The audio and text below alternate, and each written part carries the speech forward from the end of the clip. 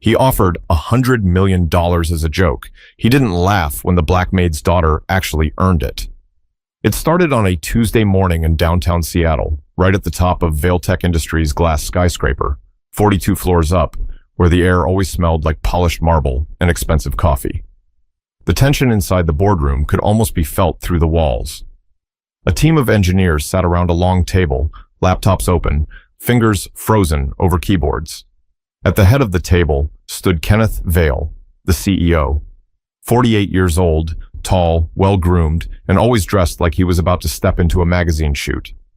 His voice carried the kind of sharpness that could slice through conversation without warning. 3 weeks, he said, his tone heavy with irritation. 3 weeks, and not one of you geniuses has figured out why the system keeps crashing. Nobody dared to look him in the eye.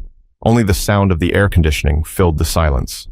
Kenneth turned toward the big digital screen on the wall. Lines of code scrolling so fast they looked like green rain.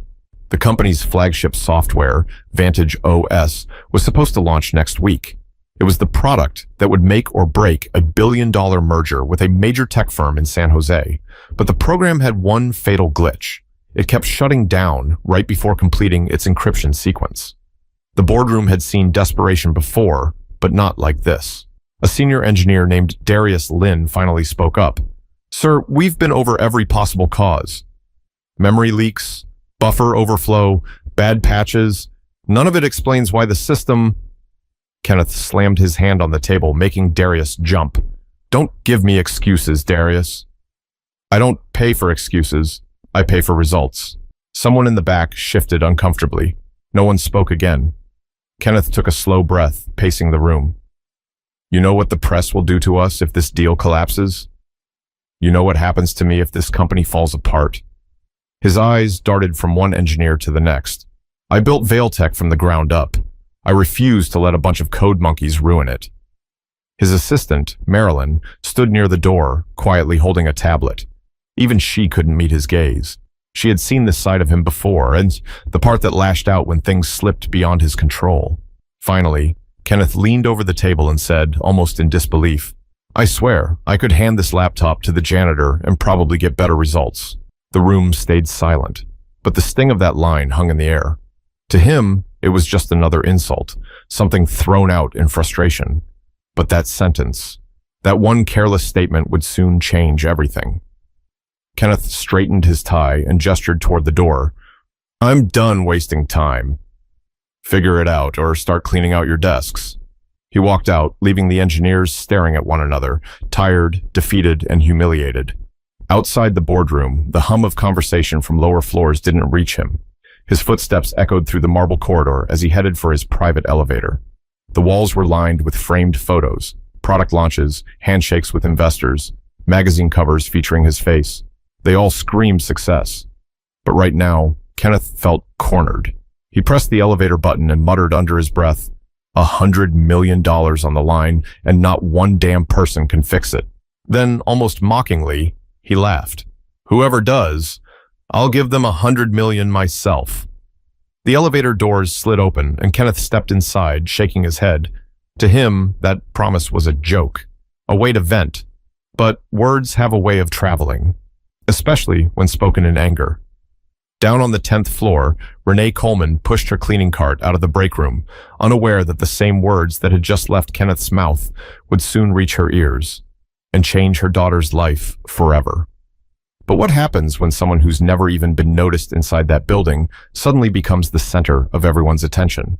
The next morning, the mood inside Vailtech felt different, heavier, almost suffocating.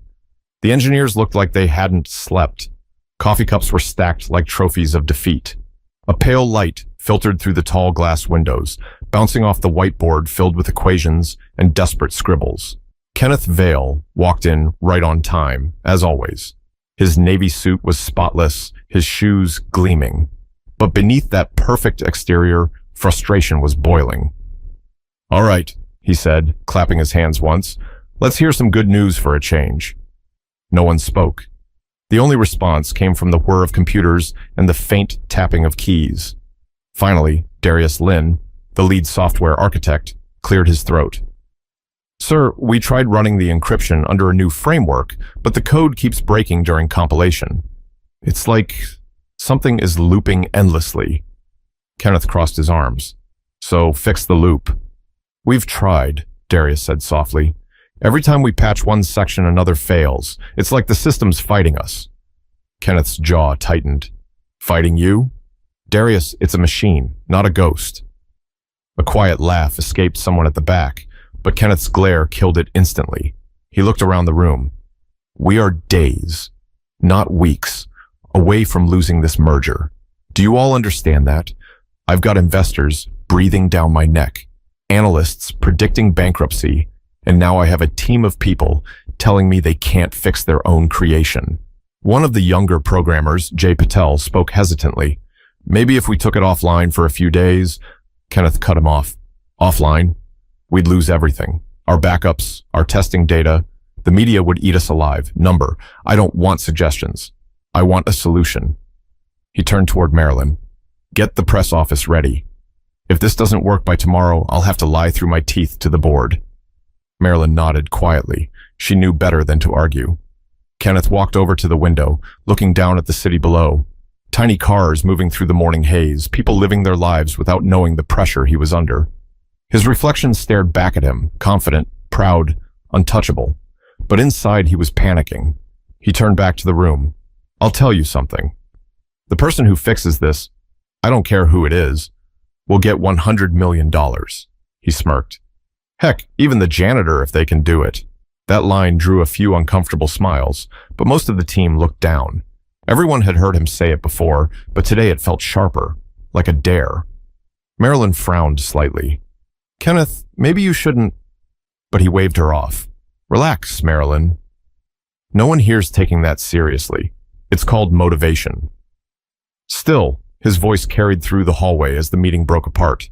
A few staffers outside whispered, passing the story along, as gossip tends to do. By the time Renee Coleman rolled her cleaning cart past the executive floor later that afternoon, she'd already overheard fragments of the joke. Whoever fixes it gets $100 million, so, one intern laughed in the hallway. Guess I should start learning how to code. Renee smiled faintly as she pushed her mop bucket forward. $100 million? She said under her breath. Lord, that's more than I'd make in 10 lifetimes. She didn't think much of it then. She just kept cleaning the hall, humming softly, trying to finish before her daughter arrived from school. Renee had been with Vailtech for 7 years. She'd cleaned up spilled coffee, broken glass, and even the occasional argument no one else wanted to acknowledge. But what she didn't know, not yet, was that her daughter, waiting downstairs in the lobby with a cracked laptop and a curious mind, was about to do what Kenneth Vale's entire army of engineers could not. But first, Renee had to tell her about that careless promise, the joke that wasn't meant to matter. Renee Coleman's day started before the sun came up. By 6:30, she was already on the bus, heading toward downtown Seattle, her uniform neatly pressed, her hair tied back under a black scarf. Her hands still ached from scrubbing floors the day before, but she didn't complain. She had a rhythm: work hard, stay humble, and never let anyone see how tired she really was. By 4 o'clock, she'd usually be finishing her shift just in time for her daughter, Imani, to show up from school. That day, when Imani walked into the lobby, she had her old backpack slung over one shoulder and her worn-out laptop tucked under her arm. She was 16, tall for her age, with a head full of soft curls and eyes that seemed to always be thinking about something. Hey, Mama, Imani said, dropping her bag on a bench near the window. Renee smiled, wiping her hands with a towel. Hey, baby. You get your homework done? Most of it, Imani said. Wi-Fi was slow again at school. I figured I'd just finish it here while you finish up. Renee nodded. All right, stay out the way of those folks upstairs, you hear me? They get nervous when they see people they don't recognize. I know, Mama. Imani opened her laptop, the screen flickering a little. She'd built it herself from spare parts she'd found at a thrift shop. The thing looked rough, but it worked, and it was her pride and joy. Renee smiled, shaking her head. You and that computer, you'd think you were building a spaceship. Imani laughed. Maybe one day I will. A few minutes passed before Renee spoke again. You know, I heard something funny today. What's that? Renee leaned against her mop handle. That big boss man upstairs, Mr. Vale, He said he'd give $100 million to whoever fixes his computer problem. Even said the janitor could get it. Amani looked up, eyebrows raised. Wait, for real? Mm-hmm, Renee said, chuckling. You know how rich folks talk when they're mad? He was probably just joking, but Amani's eyes narrowed with curiosity. What kind of problem? I don't know, baby. Something with their software or whatever they build up there. All I know is the whole company's running around trying to fix it. Amani bit her lip, thinking, can I see it? Renee blinked. See what? Their system. Maybe I can figure it out. Her mother laughed. Girl, don't go getting yourself fired before you even get hired. That's grown folks' business, but Amani wasn't joking. Mama, you said they can't fix it, right? Maybe it's something simple. Maybe they missed it. Renee sighed. Even if you could fix it, what makes you think they'd listen to you? You're not one of them. Amani smiled. Maybe I don't need to be. Renee shook her head, but she knew her daughter's tone. That calm determination that always meant she was serious. Ever since Amani was little, she'd been curious about how things worked. At 9, she'd repaired an old fan using tape and a paperclip. At 12, she rebuilt their neighbor's dead computer using parts from a broken printer. The girl was gifted, no doubt about it. As the minutes passed, Renee finished cleaning the executive floor, her thoughts drifting back to that careless offer. She could still hear Kenneth Vale's voice echoing in the hall, full of arrogance. $100 million. Even the janitor, if they can do it. She looked down at her cleaning cart and smiled softly. If only, she whispered. When she came back downstairs, Amani was typing furiously, eyes glued to the screen. You okay, baby? Amani nodded. Yeah, I was just reading up on Vailtech's software. They use a hybrid encryption model, same one we studied last semester in Computer Science Club. Their error logs are public for beta users, so I pulled a few samples. Renee blinked. You did what now? Amani smiled. Don't worry, Mama. It's all public. I didn't hack anything. Renee just stared, unsure whether to be proud or worried. The building lights dimmed as the evening crew started to pack up. Upstairs, the engineers were still at it, typing, testing, failing again and again.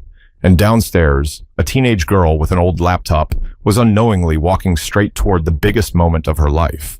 But the problem was, even if she solved it, who would believe her? By Thursday morning, Kenneth Vale looked like a man who hadn't slept in days. His once perfect tie was loose, his eyes red from staring at screens too long. The conference room had turned into a war zone of empty coffee cups, tangled cords, and exhausted faces. He leaned over the table and barked, Tell me someone has something. Anything. No one answered. Darius Lynn rubbed his temples and muttered, We're out of options, sir. Every test hits the same wall, Kenneth scoffed. Then build a new door. A nervous laugh from someone in the corner quickly died down. Sir, Darius said carefully, if we rewrite the system, it'll take at least 6 weeks. The merger's next Tuesday. Kenneth slammed a folder on the table. Then maybe you should have worked faster 6 weeks ago. The tension in the room was unbearable. One engineer muttered something under his breath, but Kenneth's glare froze him mid-sentence. Look, Kenneth said, pacing in front of the projector, this company was built on innovation, on grit, and right now, all I see are excuses. He turned to Marilyn. Call the investors. Tell them we're optimizing security parameters. That'll buy us another 48 hours. Marilyn hesitated. Kenneth, that's not true. I didn't ask if it was true, he snapped. Just do it. Marilyn opened her mouth, but then closed it. There was no winning this argument. She turned and walked out quietly, the door clicking behind her. Kenneth rubbed his temples, looking around the room again. You know what? I'll make this simple. Whoever fixes this, anyone, gets $100 million. You hear me? His voice echoed through the glass walls. I don't care if it's a janitor, a barista, or some random kid off the street. You fix it, you're rich. The words hung in the air. He meant it as sarcasm, pure frustration. But the thing about arrogance is that it echoes farther than you expect. Outside the boardroom, 2 employees who had just walked past the open door exchanged glances. One of them chuckled. Did you hear that? $100 million.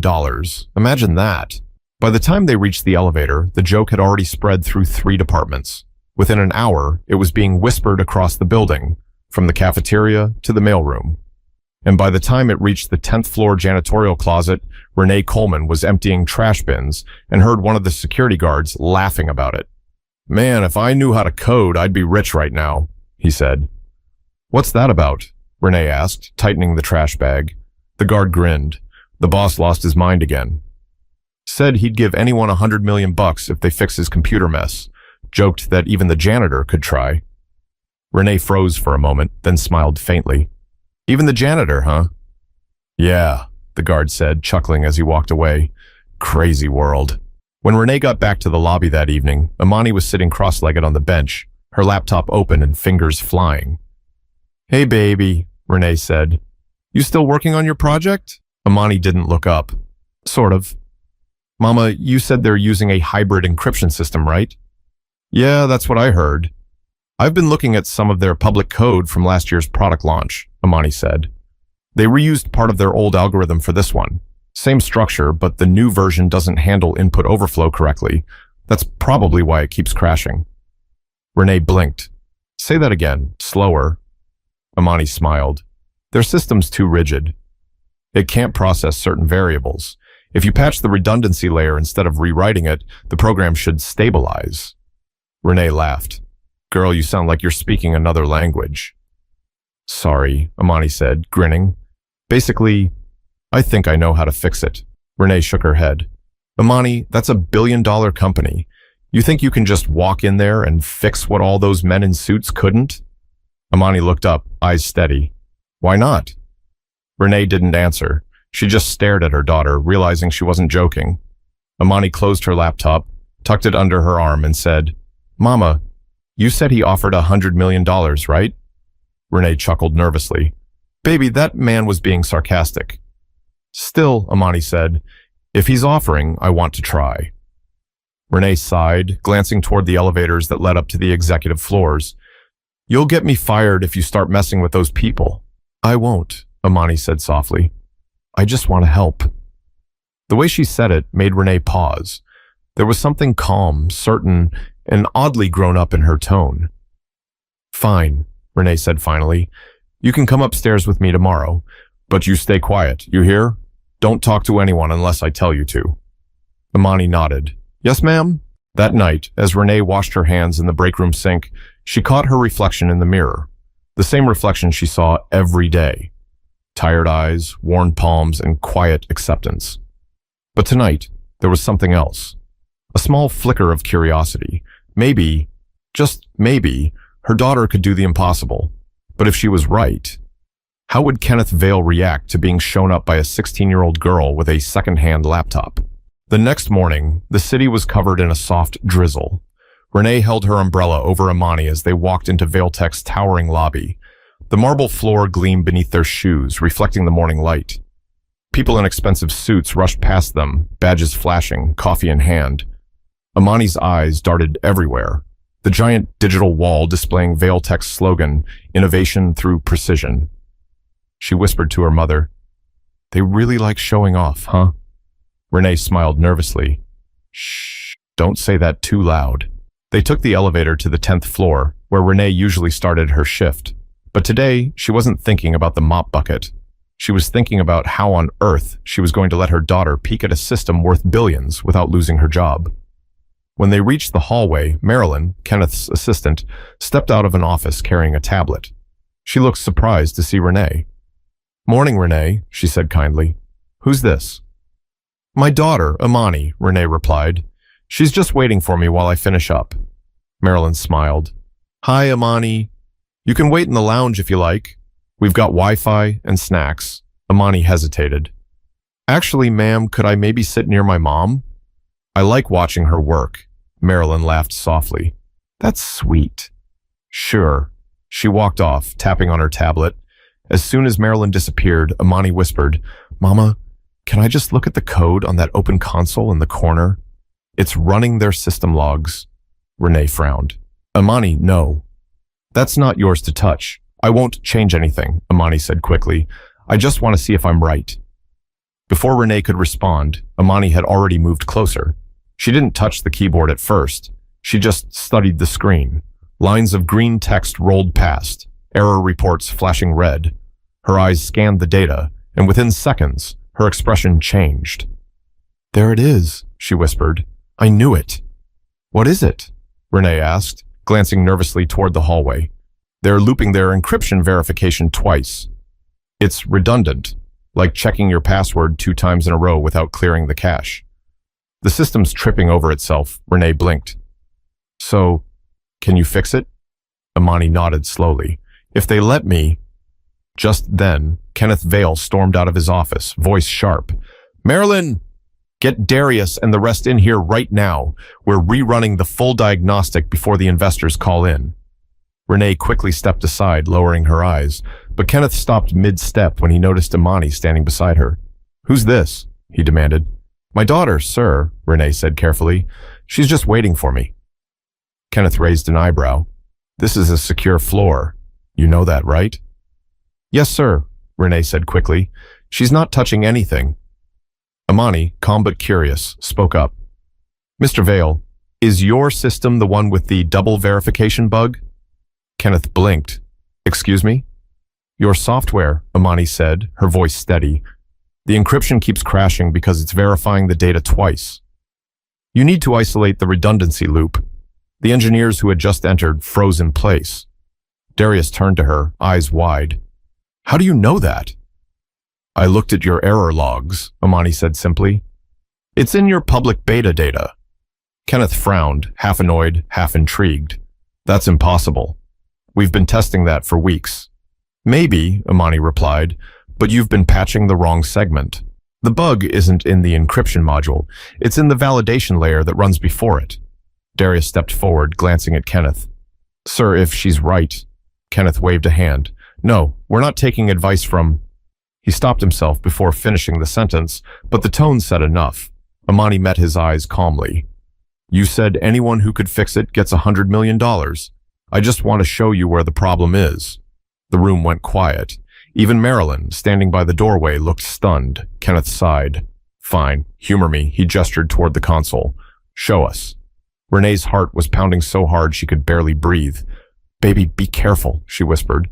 Amani nodded and walked up to the keyboard. Her fingers moved quickly, steady but confident. The engineers gathered around, whispering to each other as she scrolled through lines of code. "See this part?" she said, pointing. "You're running this check twice. It keeps duplicating the encryption key, which corrupts the output." Darius leaned closer, then looked up slowly. "She's right." Kenneth frowned. "Run it." Darius typed a few commands and hit enter. The room went silent. The screen flashed once, twice, and then the error disappeared. The program compiled successfully for the first time in weeks. It worked. Kenneth just stood there stunned. Marilyn covered her mouth. One of the engineers whispered, "No way." Amani stepped back from the console, her hands folded. "You just needed to clear the redundancy before compiling. Simple fix." Kenneth stared at her, speechless. He looked from the screen to her face, then to Renee. What just happened?" Renee smiled proudly. "My daughter happened, sir." Kenneth's expression shifted between disbelief and irritation. "You mean to tell me a 16-year-old just did what my entire engineering team couldn't?" Darius spoke quietly. "Yes, sir." That's exactly what happened. For a moment, no one moved. Then Kenneth exhaled sharply and muttered, "Well, I'll be damned." Amani turned toward her mother. "Can we go home now?" Renee nodded, still shaking her head in disbelief. "Yeah, baby. Let's go." As they walked toward the elevator, every pair of eyes followed them. No one said a word. But upstairs, Kenneth Vale was already thinking about how to spin the story. Because deep down, he knew this moment would not stay quiet for long. By the next morning, Vale Tech was on fire, not literally, but in every other way that mattered. The news had spread like lightning across every department. Someone had recorded the incident on their phone, and within hours, clips of Amani fixing the code had leaked across social media. #ValeTech. Miracle was trending before lunch. Kenneth Vale sat in his glass office, staring at the video looping on his monitor. The moment Amani pointed at the screen, calmly explaining what went wrong while his entire engineering team stood frozen behind her. He rubbed his forehead. "Unbelievable," he muttered. Marilyn stepped in quietly with a tablet in her hand. "They want a statement." Kenneth looked up. Who? Everyone, she said. Investors, media, even the employees. They all want to know who she is, and if you're actually giving her the money you promised. He leaned back in his chair, exhaling slowly. It was a joke, Marilyn. A joke. You really think I'm about to hand over $100 million to a janitor's kid? Marilyn hesitated. Sir, with all due respect, you said it in front of 50 people, and now the whole world's seen it. The system's stable, the merger's back on track, and the public's obsessed with her. You can't ignore this. Kenneth stood and walked toward the window, looking down at the city. I built this company. I won't let a teenage girl make me look like a fool. Maybe she didn't make you look like one, Marilyn said quietly. Maybe you did that yourself. Kenneth turned, glare sharp. Careful. Marilyn didn't flinch. You could turn this into a win. Publicly thank her, offer her something reasonable, a scholarship, a mentorship, anything. But if you try to bury this, you'll look worse. Kenneth didn't answer. He just stared at the reflection in the window again. His reflection. For the first time, he didn't like what he saw. Downstairs, in the break room, Renee and Imani were sitting at a small table surrounded by cleaning supplies. Imani was scrolling through her cracked phone screen wide-eyed. Mama, look. She turned the phone toward her. There she was, in the middle of the trending video. Millions of views, thousands of comments, people calling her the genius girl, the real deal, the prodigy who humbled a CEO. Renee blinked. Lord have mercy. A knock came at the door. It was Marilyn. She smiled warmly. Renee, Mr. Vale would like to see you and your daughter upstairs. Renee frowned. Now? Yes. Right now, Renee stood up, her hands trembling slightly. Baby, stay calm, all right? Don't say nothing rude. Let me do the talking. Imani smiled faintly. I'll try. When they walked into Kenneth's office, he was sitting behind his desk, suit immaculate again, trying to reclaim control. Mrs. Coleman, he said, standing. And Imani, please, have a seat. They sat across from him. The silence stretched a little too long. Finally, Kenneth cleared his throat. First, let me start by saying congratulations. You saved us from a very costly mistake. Thank you, sir, Imani said quietly. He forced a smile. Now, about that $100 million remark, obviously that was just an expression, a figure of speech. Renee frowned. So you're saying you're not honoring it? Kenneth sighed. Look, let's be realistic. You can't expect... Imani cut him off, her tone polite but firm. I don't expect $100 million, sir, but I do expect honesty. Kenneth blinked. Excuse me? You said anyone who could fix it would be rewarded. I fixed it. I'm not asking for money you don't want to give. I just think people deserve to know the truth. That it wasn't luck, it was skill. Kenneth stared at her, caught off guard by her composure. Renee glanced between them. My daughter's not greedy, Mr. Vale. She's smart, smarter than most adults I know. She just wants credit where it's due. For a moment, Kenneth didn't say a word. The weight of the moment sat heavy in the room. Finally, Marilyn spoke from the doorway. Sir, the media is waiting for a statement. They want to meet her. Kenneth took a deep breath and nodded slowly. Fine. We'll do this my way. He stood and walked around the desk, stopping in front of Imani. You have talent, he said. Real talent. Valetech can help nurture that. How about a scholarship? Full ride to any university you want, all expenses paid, and a $50,000 stipend for your mother as a thank you. Renee's eyes widened. 50,000?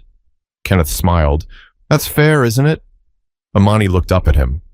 It's kind, sir, but if you're doing this to make yourself look good, don't. Do it because it's right. That one sentence hit him harder than he expected. Kenneth didn't respond. He just nodded, jaw tight. Understood. By that evening, Valetech released an official statement. We're proud to recognize the extraordinary talent of Imani Coleman, whose insight helped restore one of our critical systems. She represents the future of innovation and intelligence we strive to support. The story made national headlines. Talk shows invited Imani for interviews. Tech forums called her a prodigy. Even universities reached out. But none of that mattered to Renee as much as seeing her daughter's face light up with pride. At home, while Amani answered messages from reporters, Renee sat quietly on the couch, whispering a prayer of thanks. But upstairs in his penthouse, Kenneth Vale couldn't sleep. For the first time in years, he felt small, humbled in a way money couldn't fix. And deep down, he knew that this wasn't just about a broken system.